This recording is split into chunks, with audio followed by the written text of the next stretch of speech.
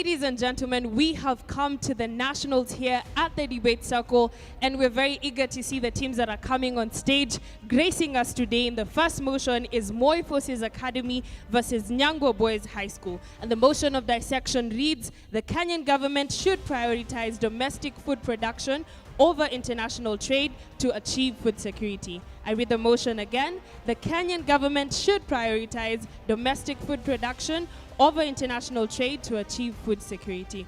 All the best to both teams. Team proposition, first speaker, you have 3 minutes. Team proposition, first speaker, you have 3 minutes. I am David Nyangwa from the Great Nyangwa Boys High School, and I stand to greatly propose the motion that says that the Kenyan government should prioritize domestic food production over international trade to achieve food security.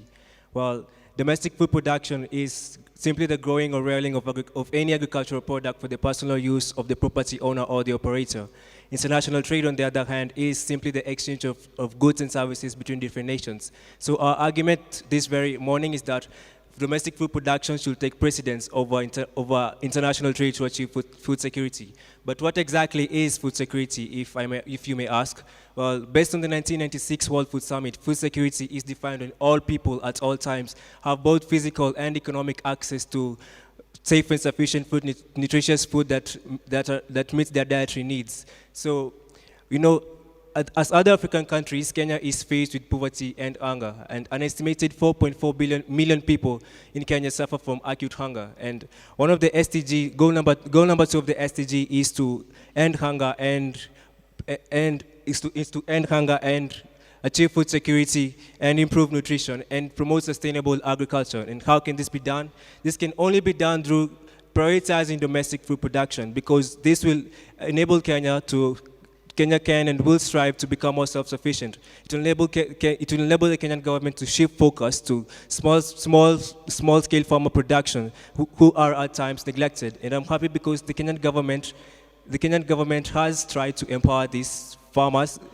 And recently, the Deputy President Rigathi Gachagua was in Meru, and he was at a coffee summit, and quite a number of coffee farmers were invited. And in this particular summit, they had a heated discussion, and they were able to raise some of the issues that they face as coffee farmers. And one of them being lack of enough extension services. Lack of knowledge is dangerous, and these small-scale farmers need to acquire knowledge on the newly improved methods of farming, and this will enable them to increase food production. And what this will do in turn is that it will enable us to become more self-sufficient in terms of food, in terms of availability and sufficiency and safety of our food. The government therefore should increase budgetary allocation for extension services to enable local farmers to also acquire this knowledge in food production. And of course, we on the proponent side are aware of the climatic limitations that we face as a country. But our argument this very morning is that should not be a limitation. It should not be our hindrance. It should not be an excuse as to why we cannot produce domestically. Because, for instance, if you take a country like Israel, despite the fact that it is in the Middle East with temperatures that do not favor agriculture, Israel is a leading exporter of wheat products, and is a leading exporter of wheat products and other fresh products. And why is this? This is simply because the government, together with public-private partnership, has been able to invest heavily on drip irrigation. So if this can be done in Israel, why not in Kenya? Thank you. The Kenyan government should prioritize domestic food production over international trade to achieving food security. Clinton Teniola from Moi Forces Academy here to oppose the motion. First off, I'd like to emphasize on something called food security. Food security ensures that all people at all times have the both economical, physical, and social movements to be actually achieving safe, nutritious foods. You know, food security works under 4 dimensions, which the first proposer failed to actually acknowledge. We have availability, accessibility, stability, and utilization. You see, this is what we aim to achieve as team opposition. SDG number 1, which is no poverty. SDG number 2, zero hunger. SDG number 3, good health and well-being. SDG number 12, responsible consumption and production. You see, the problem in the status quo as of now is, according to State of Food Security and Nutritional World's 2021 report by FAO, the prevalence of undernourishment in Kenya was estimated to be 19.6% in the period from 2018 to 2020.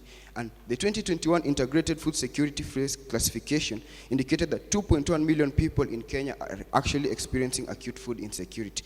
You see, their case is actually domestic food production, but we're actually showing you how insufficient domestic food production has seemed to be, because they came and said they want to appreciate small-scale farmers. Like, according to World Bank, only 4.7% of Kenya's land is arable, yet we're having actually limitations in the land we actually need to produce on. So how are actually small-scale farmers actually going to empowered?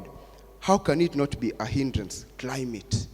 The guy said climate should not be a hindrance. Well, according to International Institute for Sustainable Development, AB programs, by 2050, arid and semi-arid areas are projected to witness a significant decline in crop yields and livestock farmers.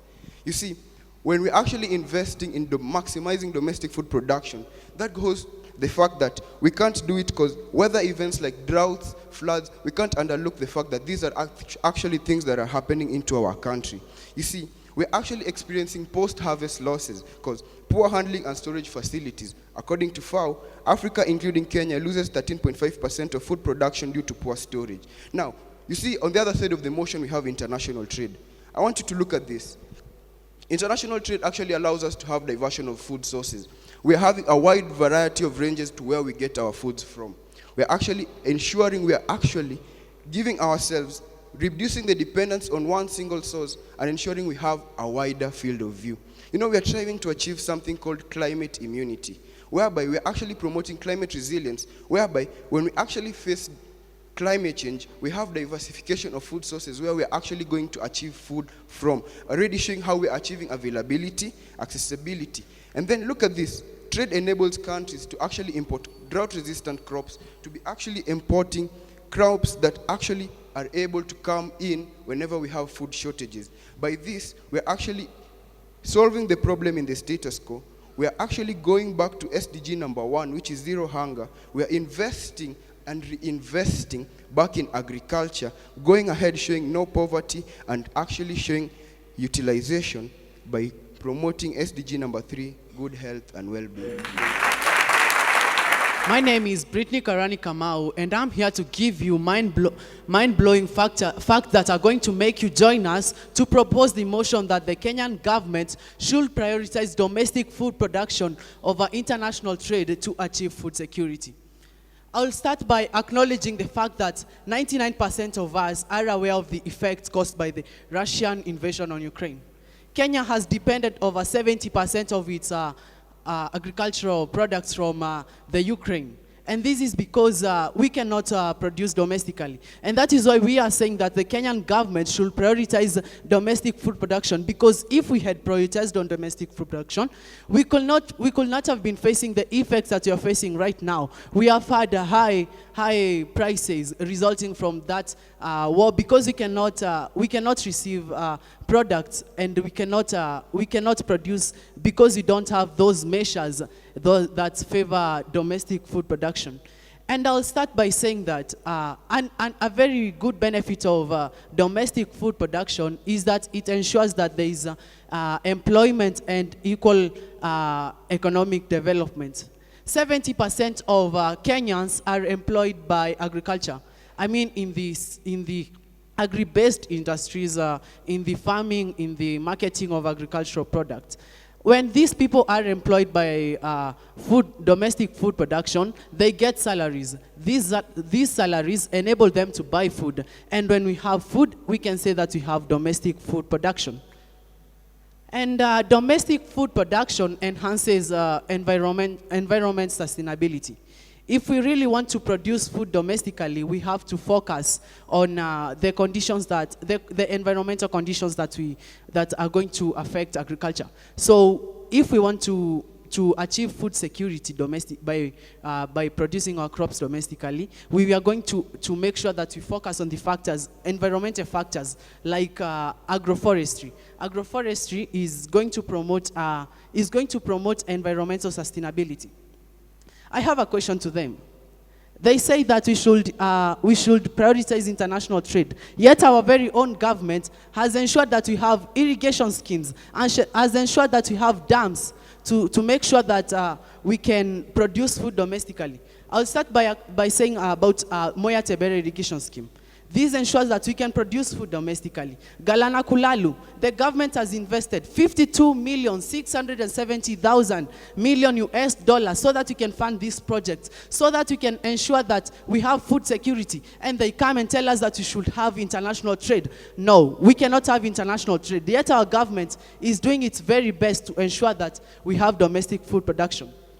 Our government has also ensured that we get agricultural extension services. Agricultural extension services are those services that are offered by highly qualified agricultural experts to farmers so that to ensure that we can boost our domestic food production. And that is why I'm saying that we have to focus more on domestic food production to achieve food security, because we have everything that it takes. Thank you. The motion of dissection states that the Kenyan government should prioritize domestic food production over international trade. This is to achieve food security. Allow me to emphasize on that. Before you, Hamza was saying from the Moi Forces Academy. Food security touches on the following dimensions: accessibility, affordability, utilization, and stability. None of which are met by none of these speakers. There is nowhere they mentioned where their facts are meeting these. Let me show you how. They come and talk about enhancing environmental stability, geopolitical clashes, which we actually want diversification. That's how we'll deal with your case. And they also come and talk about the irrigation schemes. Yet he comes and talks about the level of food insecurity. I mean, where are we? Where are those irrigation schemes? You come here with a policy motion, no framework on how you're going to implement it, no sources of statistical data. I think this case is just a bit down, but pull up your socks. Now, let's hold on to my case. You see, unlike their case, I'm going to focus on a 50-50 approach. I will take domestic food production and international trade, and I will maximize on both of them so that if the risks they are saying will occur, I will eventually tackle them in both dimensions. And if one fails, I still have the other. Now, we've told you why the case won't work in the following areas. My first speaker, allow me to quote him. He came and mentioned about the limited arable and land resources, 2, climate vulnerability, and 3, post-harvest losses. Now, let me add one more, the economic considerations. You see, in order to put domestic food production through, you require to invest in the following areas. 1, infrastructure. 2, technology. And 3, inputs. Nowhere where they're going to mention how that will come about, I can assure you. Okay, so in some countries you will find that it is more economical to import than actually produce things domestically or locally. This is because of the problems at the status quo, which they don't have solutions for. What do I mean by problems at the status quo? Just the other day, we had the case about people dying of hunger in Northeastern. Yet, in Nyeri, cows are being fed cabbages. That's food insecurity. Now, on to my first point, optimizing resources. How? You see, through a 50-50 system, instead of only investing in domestic food production, we invest in other economical aspects. This will not only help us target SDG number 1, no poverty, and SDG number 2, zero hunger. Now, through a 50-50 system, we do the following. 1, we promote resilience. 2, we mitigate the risk. This is the climate change risk. And 3, we ensure diverse and sustainable practices. And 4, it allows countries to harness their strengths and both strategies. But now, I can't tell you this without telling you where this has worked. That's why I come with statistics. You see, where it has worked, according to the Daily Docs published on the 14th of June 2020 in the United Arab Emirates, where they face limited arable resources and 2, limited water resources. Now, they're able to invest in domestic food production through greenhouse farming and also in the same time focus on international trade to meet these limitations. That's how far and bad this case goes. I provided you with the fact, okay, this motion has food in it, okay? I want us to use this. It has food in it, right? Now, food. Sweet potato. They've told you the case is a sweet potato because it has the word sweet before potato. I'm telling you it's a sweet potato because of the tangible facts. That's why it's sweet. But now that I've hydrolyzed those facts, I think their case is left with nothing but just a potato. Before you, Hamza Hussein, thank you.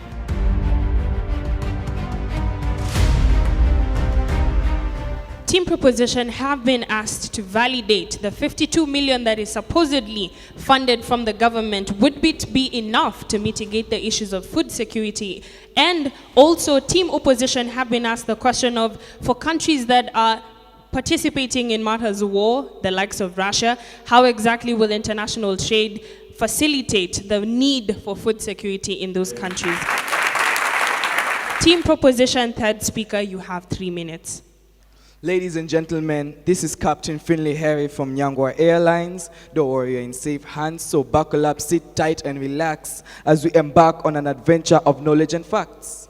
To answer the question posed to us, actually, the government is not doing its best. It's not doing its best to meet the standards that the Kenyans are expecting from it. And that is why we are here advocating for the government to prioritize more on food production. And this is because the government is not even incentivizing that it is going to make domestic food production a priority. And so to get on with the motion, the Kenyan government should prioritize domestic food production over international trade to achieve food security. And I'm proposing this. I'm proposing this on the basis that the government should do more to make sure there is succession in the domestic food production over international trade as a means to achieve food security. But why should the government do this? It's because smallholder farmers contribute to 80% of the total food consumed within sub-Saharan Africa, and thus increasing their budget allocation, as well as providing them with modern technology and research findings on modern agricultural production method is critical. I sourced this from Nation Africa, if anyone is asking. And you can see how domestic food production is heavily relied on, not only in Kenya, but also in other countries in sub-Saharan Africa, like Mali and Egypt, which are also major producers of agriculturally produced goods. And in addition to that, an integrated food report on Kenya in 2022 states that about 3.5 million people, ladies and gentlemen, that's not even the worst part. The worst part is that 24% of this number concentrates in arid and semi-arid areas. Thus, they face high levels of acute food insecurity, with about 2.4 million of them experiencing food crises. Ladies and gentlemen, where is international trade? Where is international trade when we need it to help us reduce these figures? Where is international trade when 2 to 5 people are dying every minute because of food insecurity, and 25,000 of them are dying every 24 hours because of food security in our country? Thus, the solution is we should sort out our own issues. And the good thing is we have already started. How have we started this? Like, look at example for the Galana Kulalu irrigation scheme in our very own Kilifi County, where 10,000 acres through private-public relations has been put under irrigation to provide foods such as sweet potatoes, such as maize, to curb food insecurity in our country. Also, the Kenyan government, not even the Kenyan government, East African governments should invest in the agricultural sector by mechanizing it and therefore subsidizing the cost of domestic food production and, you guessed it, alleviating food insecurity. Ladies and gentlemen, that's what I had for you. I rest my case. Now, my name is Ronnie Kiven from the Moi Forces Academy, and I'm here to oppose the motion that says the Kenyan government should prioritize domestic food production over international trade to achieve food security. Now, the question asked to me is, what do we do in the case of violence or wars in other countries? And it's as simple as diversification of food sources. We are not going to buy our food from Russia only. If Russia has a war, we go to US. If US has a war, we go to China. If China has a war, we go to India. It's as simple as that. Now, I find it comical that Team Proposition talk about smallholder farmers being provided with more modern technology, but not saying where they get the technology. It's as simple as we are importing the technology, international trade. Domestic food production cannot solely sustain itself. You have to get that these are not individual entities, but to maximize on the benefits of domestic food production, we require international trade, and therefore you cannot have 100% of domestic food production without international trade. For example, if you want to practice climate smart technology in Kenya and growing of crops while still conserving the environment, you require to import relevant technology from international countries. And therefore we see what these two do is complement each other. And that's why we bring forward a 50-50 system. And what we are doing in our 50-50 system is giving equal priority to each, but not just giving equal priority to each, we are maximizing on each of them. So it's basically 100-100. So where we have maximum domestic food production, we have maximum international trade, which will help us to achieve food security on the dimensions of accessibility, availability, utilization, and stability. Now, what have we told you as team opposition from the start? Number one, domestic food production is inefficient and insufficient on its own. Number two, how our system provides resilience. Therefore, we have tackled the SDG number 12, responsible consumption and production.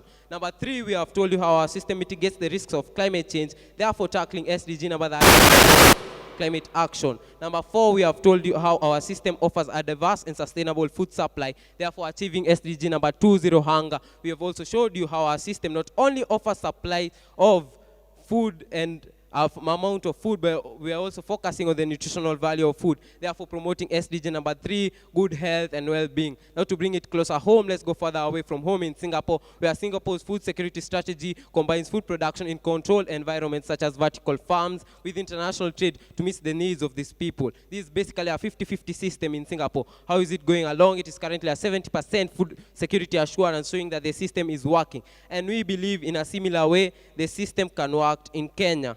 Now, they talk about education to small-scale farmers. And trust me, prioritizing international trade in no way hinders this. Therefore, if we prioritize international trade, there will still be education to small-scale farmers. They also asked to raise international trade in the face of all this hunger. Guess what? We have been neglecting international trade, and now we are bringing it into the picture by laying equal emphasis on international trade, and therefore we will solve the actual hunger that we are suffering from. They also talked about the effects of war in Ukraine, and I already talked about how, by diversification of our food sources, we will be able to achieve this. There's my time. Thank you.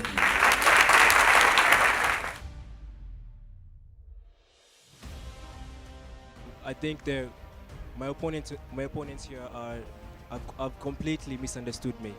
We on the proponent side are not completely opposed of international trade, and in fact we are not ignorant of the role that it plays in promoting food security. We are aware of the role that it plays. However, we argue that international trade should only play a complementary role, and that the main priority should be domestic food production. And we have heard that recently the government is trying, although it is not doing its best. And the reason why it is not doing its best, it is because it has not made domestic food production a priority. Recently, International Crop Research Institute for Semi and Arid and Tropics have partnered with the county governments of Kitui, Makueni, and Taita Taveta, that fall under the ASIL areas. And the reason for doing this is that it aims at providing farmers with drought-tolerant crops, early maturing crops such as green grams, pigeon millet, cowpeas, sorghum, and millet. And what this will do is it will increase food production, and this will in turn lead to food security. Thank you.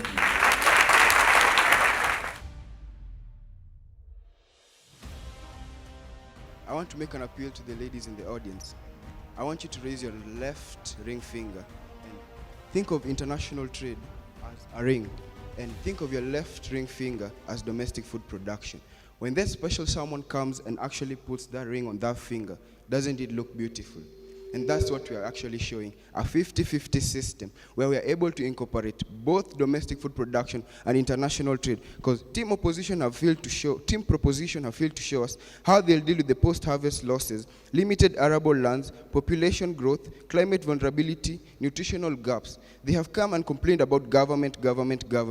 Don't you think government is actually what pays keen attention to domestic food production? You see, what are they going to do different in order to achieve food security? You see, they're saying they're not proposing for They're actually proposing for international trade cooperating with them. So thank you for proposing a 50-50 system, whereby your case might be 90-10, 60-40, but our case is 50-50, where one falls short, the other one actually is there to support. We have showed you the why their case is insufficient, we have shown you the benefits we are getting from our case, and we have shown you the beauty of the system, just like your hand after that ring. Thank you.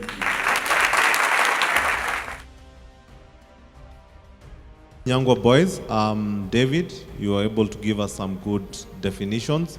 You had a very creative way of bringing in the way you define the terms, and you gave some examples, which I would have expected you to give some few citations of where you got those examples.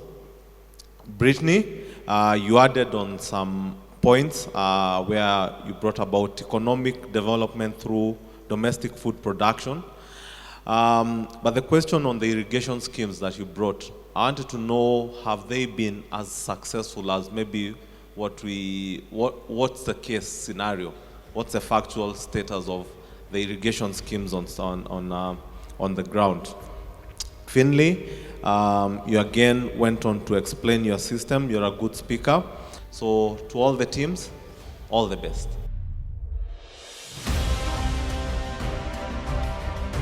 Moi forces, I think I like the definition, Clinton, you brought in. There was an element of trying to broaden the definition from not just the terms, but looking at it in a sphere perspective, which is quite good.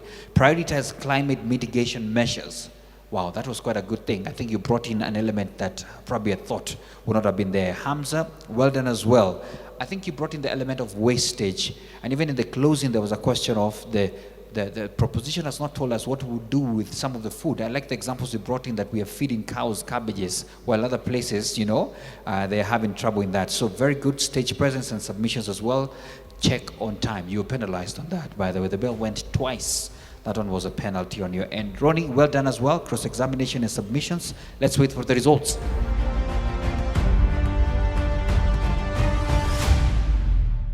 I must say, I have been learning a lot throughout this debate, and I am also eager to know who's taking the day. And we'll move straight to the judges' desk. The judges have awarded Nyangwa Boys High School with 68.5%. A round of applause, please, for Nyangwa Boys High School.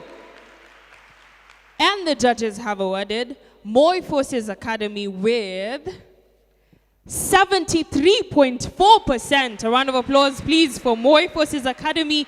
And they are the winners of this knockout round here in the national region. Thank you very much to both teams. We have come to the end of this debate, and until next time, it is goodbye from us here at the Debate Circle. Remember to check our social media handle for more of this content at the Debate Circle on YouTube, on Instagram, on Twitter, on Threads, and as well as on TikTok. All the best to both teams. From our end, it's Kwaheri.